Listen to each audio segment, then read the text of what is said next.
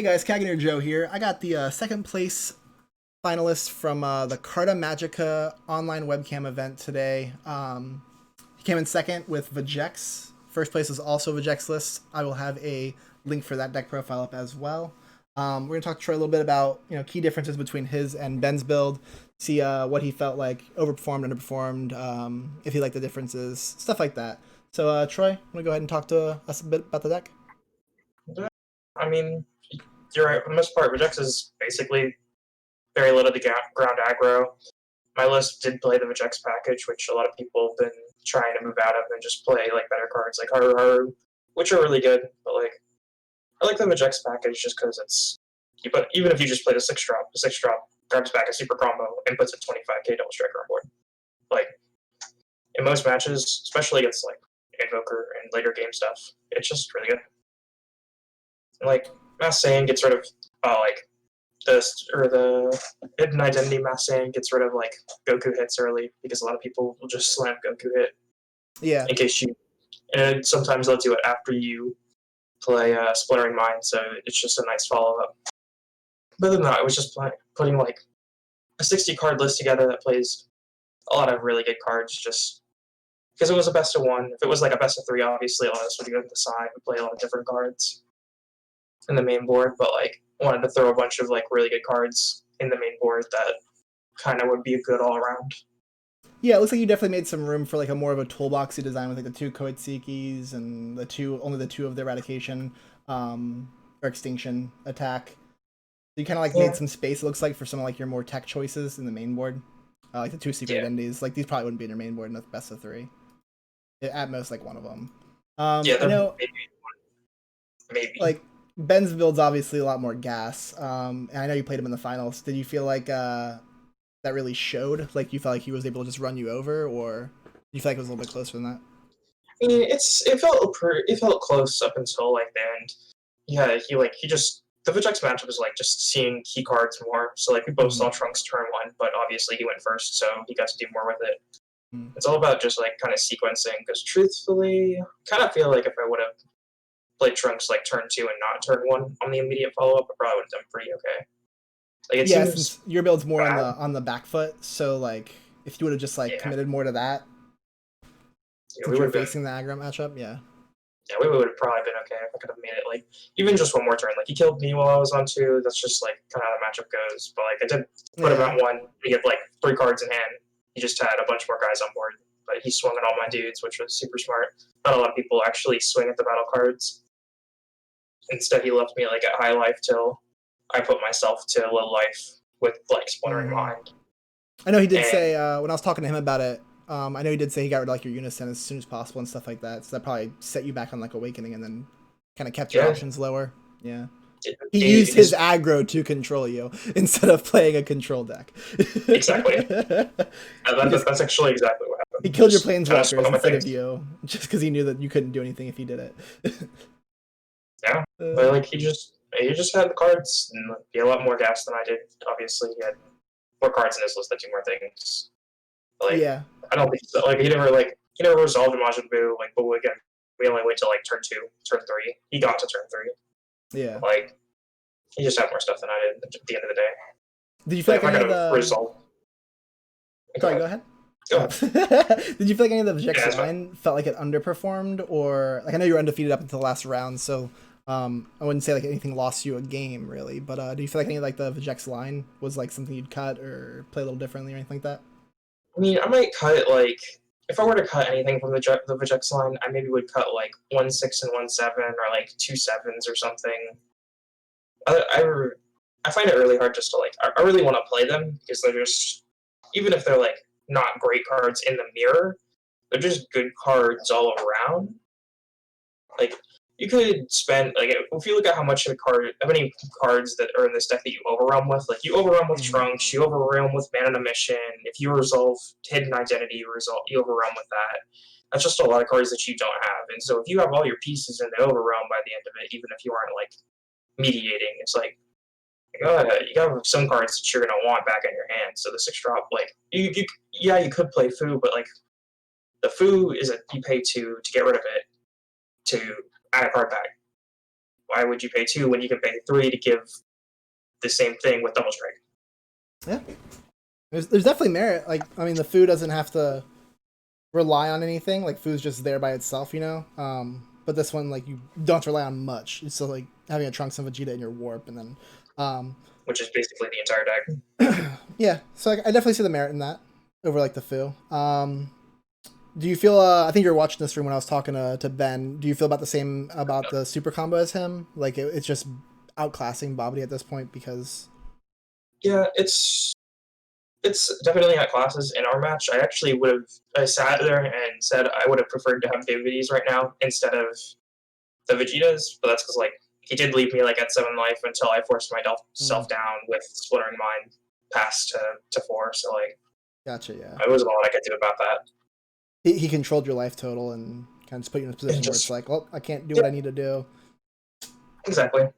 Yeah. Like the guard's really good. It is literally the same. It's the same thing as Bibbidi. It's better than Bibbidi in most cases. Yeah. Yep.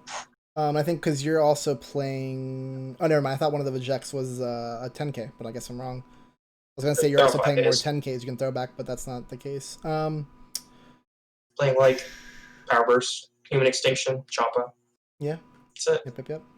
Did you feel like did you use Kotsuki at all today? Did you really feel like it did anything for you? Or I played against 2 Invoker matches, so like I would always like even if they didn't have the tempo in hand when we got to turn 2 and they left 2 energy open, I definitely Voice Guide a bunch. Like not even a bunch, but like I did verse 2 like I said, and verse new Invokers. They definitely had topo, and they telegraphed they had topo. So it was like I'm gonna make you get rid of 3, even if I do nothing. Yeah, I need to keep this going. What else was like a key difference here? It also just tucks cards in the bottom of the deck though. Like you can you don't have to use a super combo to tuck like your time agents or your reluctant reinforcements. I always when I talk about Koitsuki, I can't pronounce this dude's name. Whenever I talk about this card, I always forget about the hand manipulation part because like that's not really why you're playing it. You know, that's just like a little added bonus. But yeah, that's pretty nice too. I think that's pretty much it for key differences there. Yeah, basically. Yeah, I definitely. I think it's nice that you're playing more of a toolboxy build. I like the more mid rangey kind of feel to it compared to the all gas. I suck at playing aggro. I'm fucking god awful at it, so I couldn't play Ben's build. I do see why Ben's build performed as well as it did. Because like if you lose on turn 2, you didn't have a chance to even try to compete. Like you're just like, oh, here you go. Like here's the match slip. And I think his does that a little bit more consistently than yours, but yours has like a better stabilize if both players stabilize after that point. I think with the Vegeks package, yours can go the long haul like a little bit better. That's always nice to have also if you don't want to go all in on the aggro. I mean, yeah, it's like with the aggro build, it's like if you usually kill them, but if you don't kill them, you kind of lose the game. Yeah.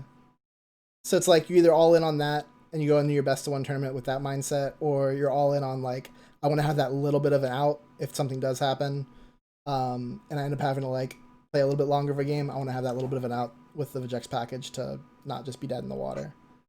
Yeah, exactly. You get something like you could they could get rid of all your pieces. Vegeta goes to the warp, Trunks is in the warp. Now you have a 6 drop. Now you have a super combo. Yep. That's 1 card. Any noticeable or notable matchups or any like cool decks you played against or anything like that? I played against base like Amino does, and I played against Gogeta Ramp round 1, which kind of was like it didn't do like it would have been cool if it would have popped off. It was actually surprised he had as much energy as he did, but obviously that didn't like it's aggro. It's gonna beat most ramp decks, and then remember versus a couple Gogeta BR decks. Yeah, with the new stuff, the BR with the new stuff. Yeah, he would play like both the decks played like the 5 and the 6. I had reversed one that played the old Gogeta BR, which has Son Goku and Vegeta on the front, and one that was actually the Gogeta BR from the new set. Both were pretty good, and they actually in both games they got me down to 1 life and just couldn't finish the job. But I also did have like power burst, so I kind of did put myself to 1 life. So like they were kind of rough. They seemed rough, but just like the snapback with Vegeks was harder.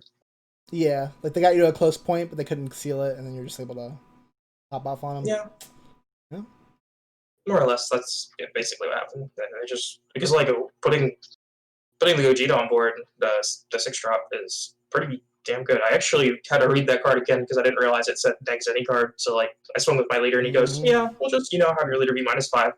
I was like, oh, that feels You're great. like, well, I guess I'm just sitting here. Yeah, that is definitely a thing. You guys talked about before, reverse Senshin, and then reverse Ben.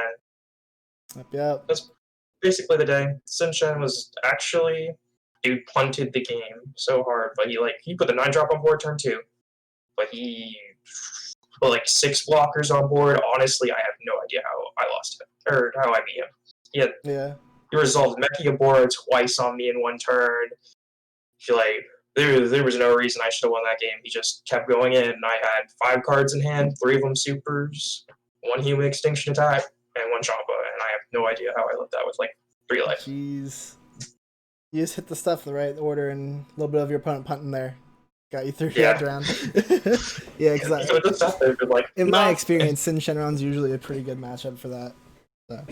So, any Ben says the guy punted so fucking hard. Yeah, I know Ben was popping in and checking it out. Hey, it happens, man. Like we were in time. It was the only game that went in time. He punted, Troy didn't. So Troy won. That's how it works. Better player wins sometimes. Any shout-outs you want to do before we wrap this up?